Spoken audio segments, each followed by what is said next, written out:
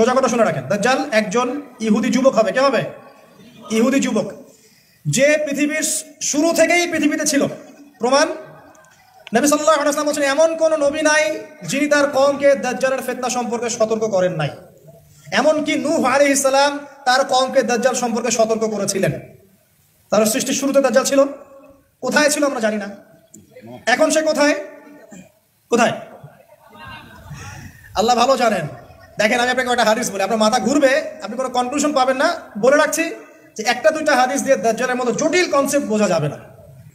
এমনকি তামিমদারি যে হাদিসটা আছে, যেখানে দাজ্জাল শেকল দিয়ে বাধা আছে না, একটা জায়গায় বলা আছে মানুষরূপী দাজ্জাল কয়েকটা প্রশ্ন করছেন, 22 সালে খেজুর গাছে খেজুর ধরে, তাবারিয়া হ্রদে কি পানি আছে? এই জায়গাগুলো কিন্তু তখন শামের অন্তর্ভুক্ত ছিল।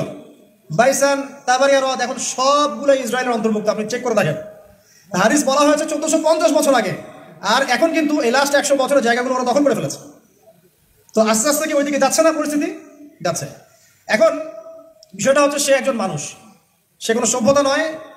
তার কোকড়ানো চুল থাকবে, সে খুব হেভিলি বিল্ড হবে, তার শারীরিক শক্তি থাকবে বেশি, তার এক চোখ অন্ধ থাকবে, ঠিক আছে?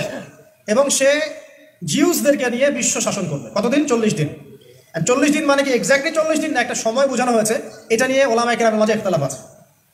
তবে এতটুকু বলা হয়েছে, তার প্রথম দিনটা হবে 1 বছরের সমান, দ্বিতীয় দিনটা হবে 1 মাস।